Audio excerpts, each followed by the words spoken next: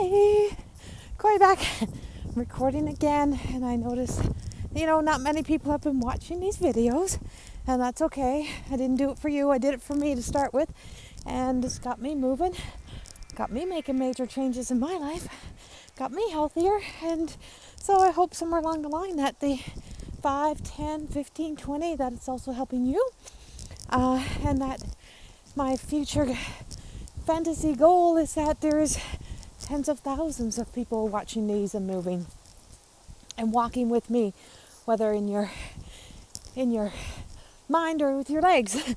Like whether you decide to travel with me in a meditation because you're not yet able to move, or you're not in a position to move, but that you start to see yourself getting in a position. So today's walk is, and yes, I'm wearing the same sweater I was wearing yesterday when I walked, and it's Ride for Reed. And Mr. Reed is he's an inspiration to many, many, many of us. Oh my God.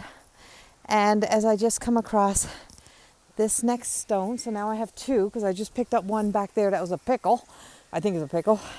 And this one says, "You are so brave." And it has the breast cancer and a heart, and my logo is pink and has a heart, and something told me when I left the house I was going to find a piece of me on a rock today, so be brave.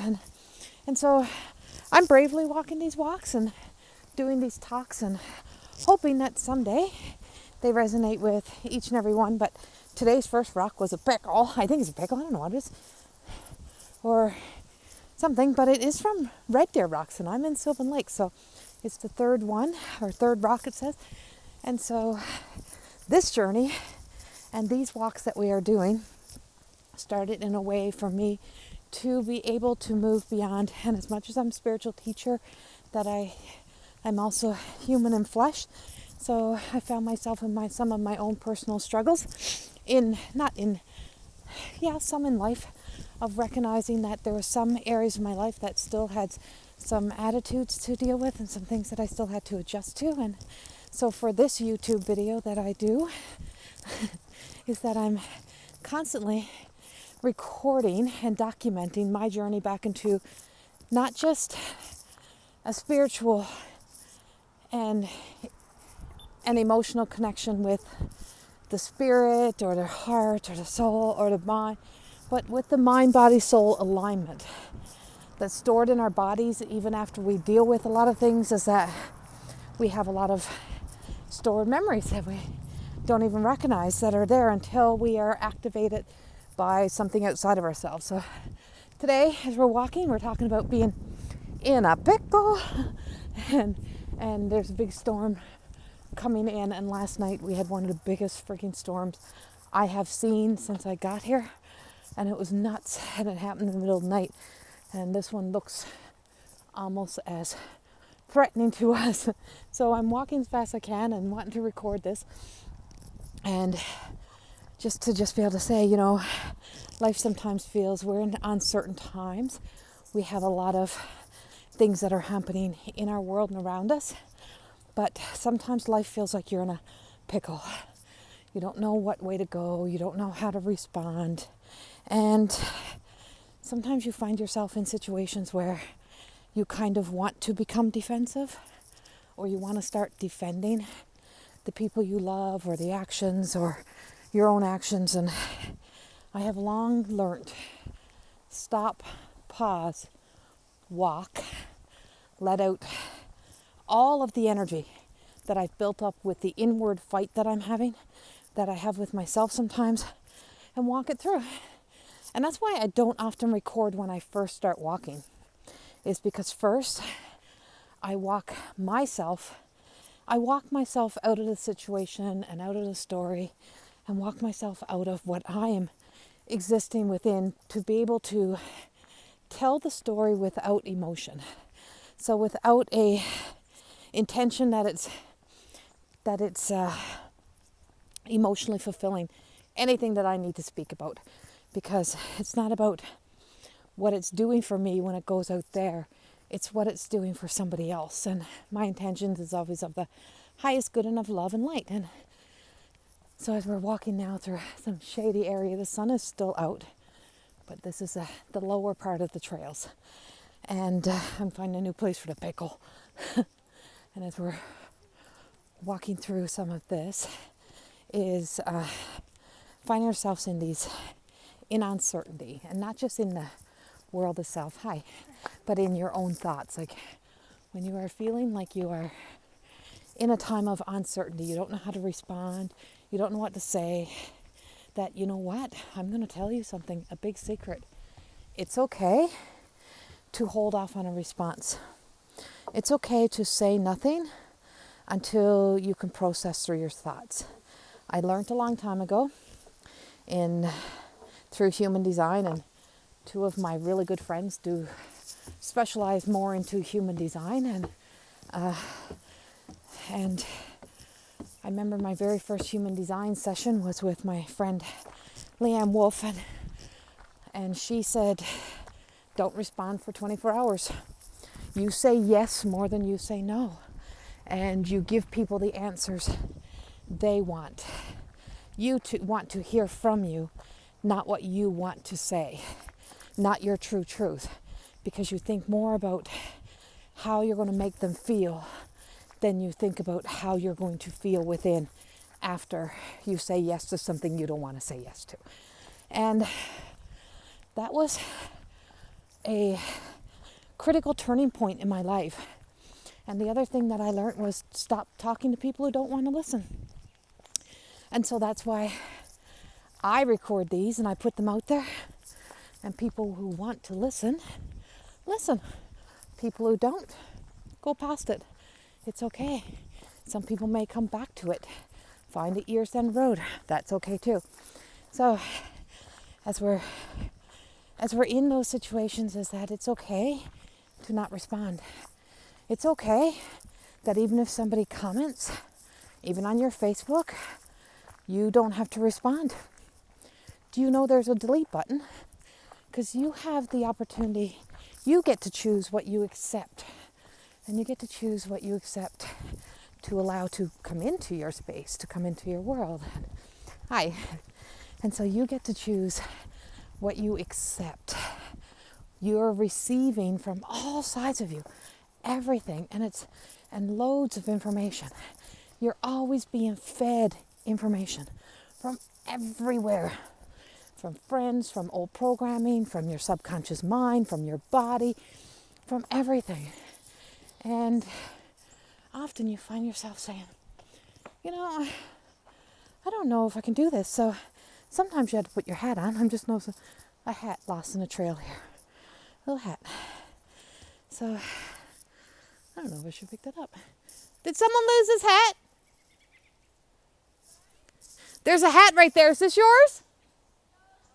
Okay. I'm just going to hang it on the tree.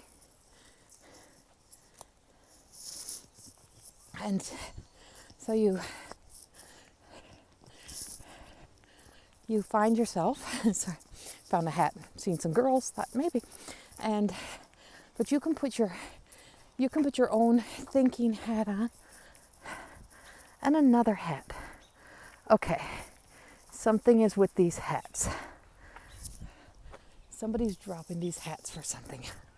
I don't know what that's for, but guess we'll see. It must be for something that's going on here. But anyway, see? So much happening around us. So much happening around us.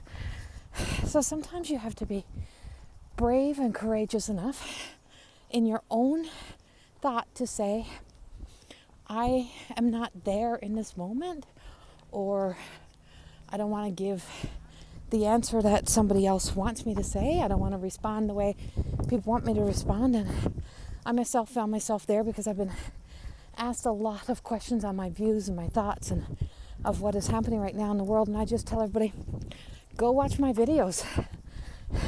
Because before I talk, I kind of listen to everything that I've heard, and then I go to the higher self. I allow channel to speak through me What is of the highest good? What is of the highest consciousness?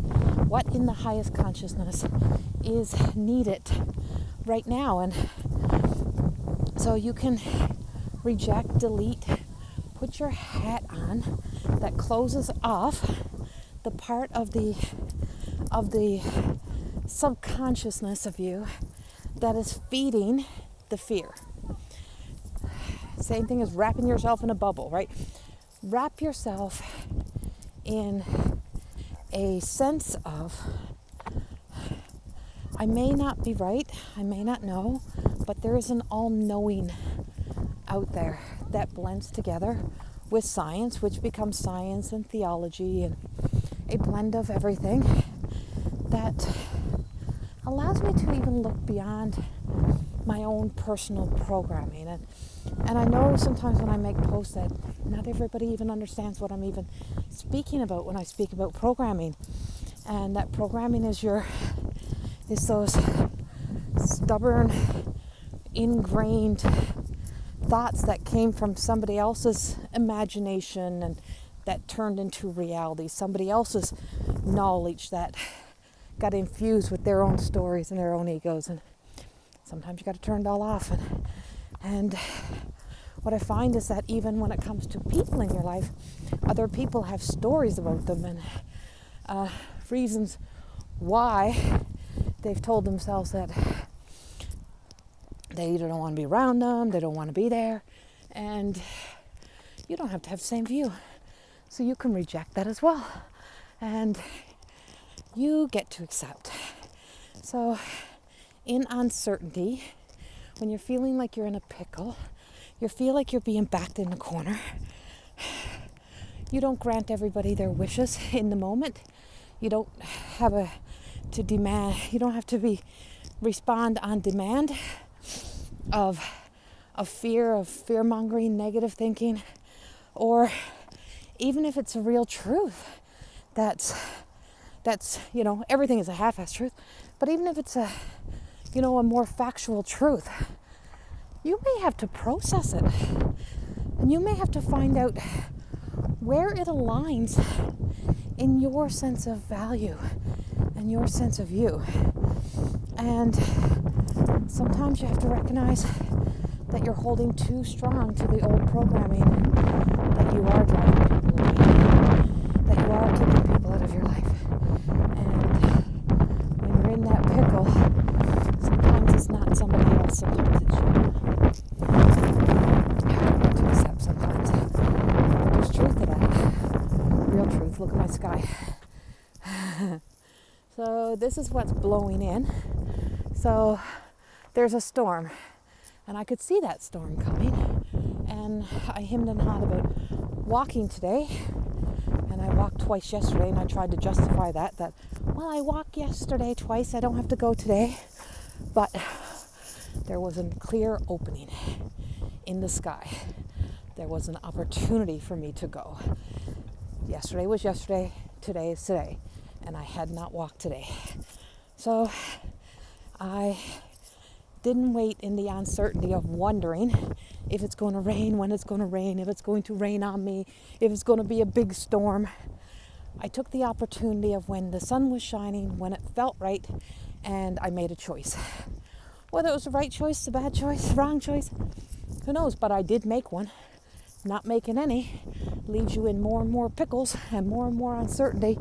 And the more you assume what you think you know of people, leaves you making more and more enemies and less friends. And it's assumptions. And it doesn't mean you know people.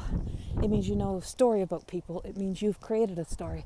So the more open you become, the more that you become brave to walk into an unknown, to be willing to question yourself, be willing to look at different stories, be willing to take these moments, these opportunities when light does shine upon something, to be courageous enough to make a choice to choose today, to listen to something else, to be a part of something else, to do something differently, and to know that you will get in what you need to get in before the storm comes. And the storms, they're always going to come. Those storms are always going to be there. I'm going to put this right on the electrical box. right where it needs to be. Charge it up. And but at least you're not sitting home.